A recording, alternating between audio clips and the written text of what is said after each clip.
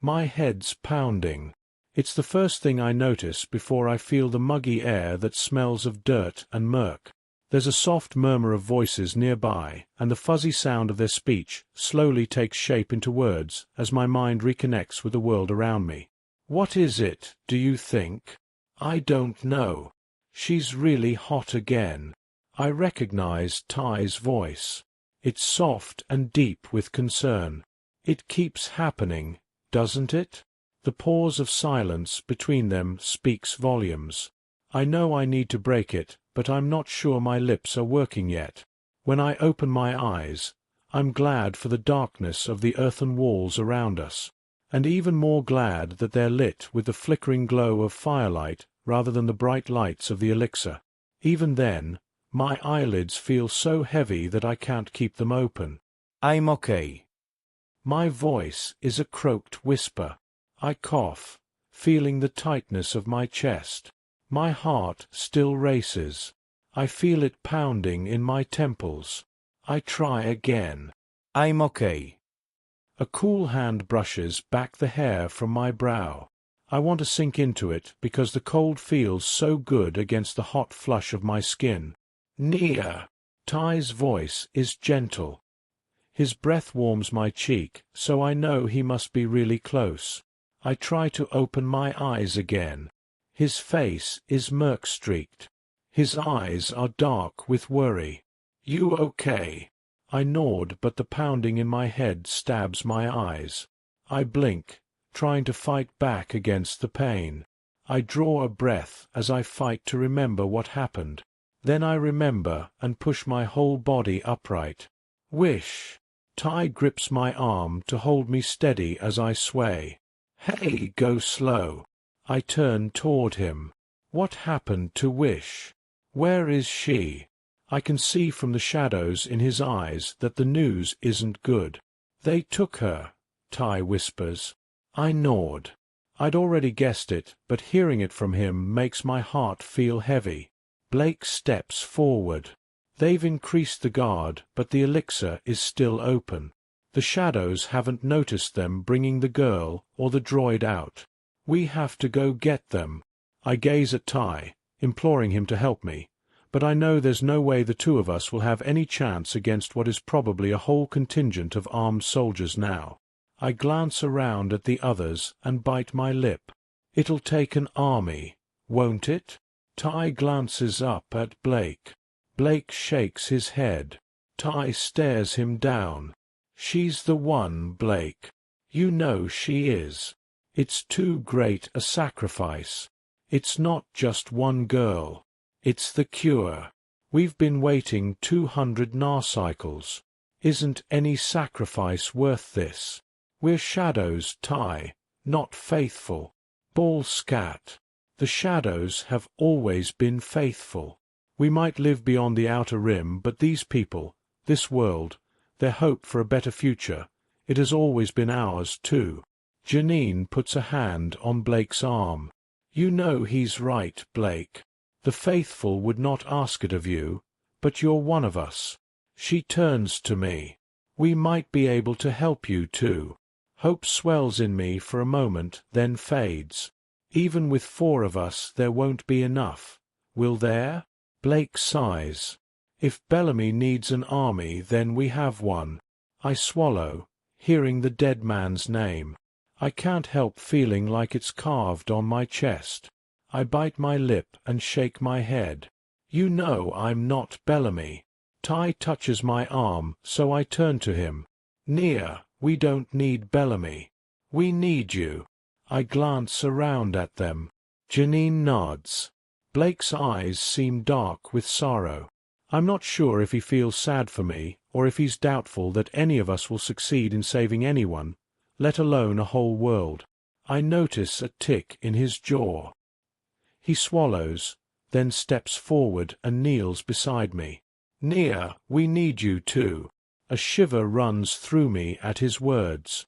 They sit heavy on me, holding the weight of expectation. As if sensing my tension, Ty turns to me. He lifts a hand to turn my chin so that we're face to face. Nia, Ty says with a whisper. His voice grows stronger as he continues. I know you never wanted to be our Bellamy, but we need you. The shadows live beyond the outer rim for a reason. We're outcast. We don't usually come together. I nod, trying to understand. I think he must sense the uncertainty in my gaze. His lips curve in a soft smile that caresses my aching heart. They'll rally for you, Nia. They'll rally for the one who brings the cure. They'll rally for Bellamy reborn. I shake my head, and with a wry laugh I say, Was I even born? His grin sparks a light within me, and he shrugs.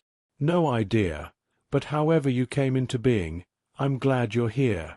You can do this. We can do it together. I nod. Ty grips my hand in his, and I feel his strength coursing through me. Ty really does believe in me. He believes with such unwavering certainty that it feels easier for me to believe it, too, than to shatter his faith. My throat is still tight, but I force steel into my voice as I smile, nod, and say, Let's do this. Nia. I was able to rest for a few factors, while Blake sends word to call the shadows to meet. Now, we stand on a high ridge looking down into a valley of dark dirt. Beneath us, of a horde of shadows gather. They stand, murk-covered and raggedly clothed, gazing up at us. I wonder if they can see my face through the gloom of the Shadowland. As Blake steps to the edge of the ridge, he thrusts a small stone into the sky. It flares into brilliant white light, casting a glow over the heads of the gathered shadows and, I presume, illuminating those of us standing above them. Shadows, I thank you for coming, Blake calls. His heavy voice echoes from the canyon below.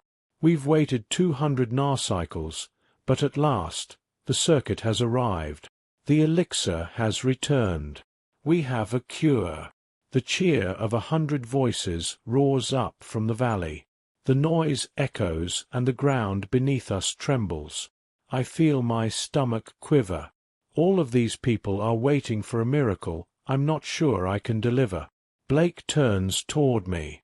I take a step forward, so I'm standing at the edge of the cliff. Beneath me, the crowd seems to roar louder than ever before. I swallow, suddenly uncertain what to say. Ty steps up beside me.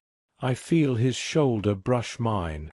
You can do this, Nia, he whispers. I draw a ragged breath and gaze down at the faces beneath me. I force myself to feel Ty's faith, to feel Wish's courage, even Heart's certainty in my destiny. I exhale one last shuddering breath, fill my lungs again, and raise my voice. People of Eniar, I stand before you.